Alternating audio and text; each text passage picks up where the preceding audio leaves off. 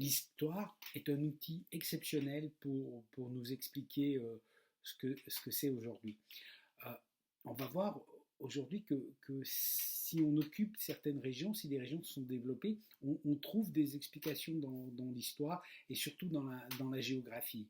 Si on prend le Québec très rapidement, on sait que les Européens sont venus d'abord pour la pêche, les bancs de morue qui venaient au large de Terre-Neuve, puis on est remonté à leur poursuite dans le golfe du Saint-Laurent, pour petit peu remonter plus haut, puis plus tard ce sera les fourrures, quelques, quelques décennies plus tard le bois, l'exploitation du bois.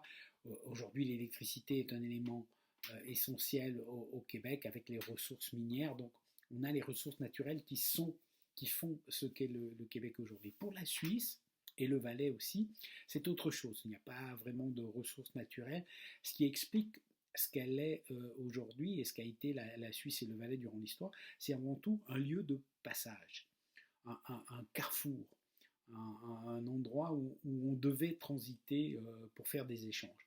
Et ce 5 janvier, c'est un peu une date symbolique pour parler de ça, puisque le 5 janvier 1176, l'empereur du Saint-Empire romain germanique, Frédéric Ier, va prendre l'hospice du Grand Saint-Bernard sous sa protection.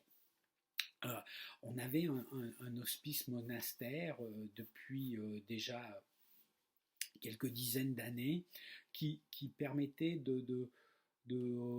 d'héberger et de secourir les voyageurs. Parce que le passage est connu depuis le temps des Romains, on peut dire depuis des millénaires. Euh, mais vers 940, les Sarrasins, qui sont les Arabes d'Afrique du Nord, si on veut, qui ont envahi le sud de l'Europe, font des raids meurtriers et dévastateurs et ils vont dévaster le monastère qui est au sommet du col qu'on appelle alors le Montjou. Vers 990, Sigéric de Cantorbéry est en route entre Londres et Rome et passe par ce col du Montjou et va décrire la vétusté des lieux et la dévastation qui a été subie par les Sarrasins. Et c'est là, après ce récit, que l'évêque Hugues II de Genève va prendre en main la reconstruction de l'hospice monastère et c'est là qu'un personnage central va apparaître, c'est Saint Bernard de Menthon qui viendra revitaliser les lieux, qui va permettre dès lors de donner refuge, de secourir les voyageurs. C'est toute la légende des chiens du Grand Saint Bernard avec leurs petits tonneaux. On a ces images dans la tempête de neige. Et parmi ces voyageurs illustres qu'accueillera Saint Bernard de Menthon, qui a donné son nom à ce passage, le Montjou est devenu le Grand Saint Bernard en l'honneur de Saint Bernard de Menthon.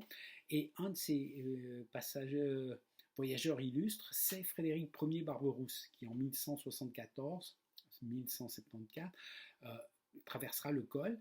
Et 2 ans plus tard, donc le 5 janvier 1176, il va prendre ça sous sa protection. Son fils qui va lui succéder, Henri VI, renouvellera cette alliance et dès lors le Grand Saint-Bernard va ne faire que se développer et va permettre à toute la région de se développer aussi jusqu'au moment où on arrive des siècles plus tard à Napoléon qui va l'utiliser dans ses guerres de conquête, pour ses guerres d'Italie, et qui va s'intéresser au Valais et à la Suisse, et qui va remodeler, c'est un peu à cause de ça qu'il viendra remodeler la Suisse. Aujourd'hui, dès 1960, dans les années 60-64 je crois, on a un tunnel qui permet de relier plus facilement le Valais euh, avec le nord de l'Italie. Donc le col du Grand Saint-Bernard, c'est un élément fondateur du Valais et de la Suisse, comme le col du Simplon, qui a aussi été quelque chose de fondateur, mais surtout pour la Suisse, c'est le Gothard, qui est un passage obligé et qui est vraiment à la base de ce qu'est la Suisse.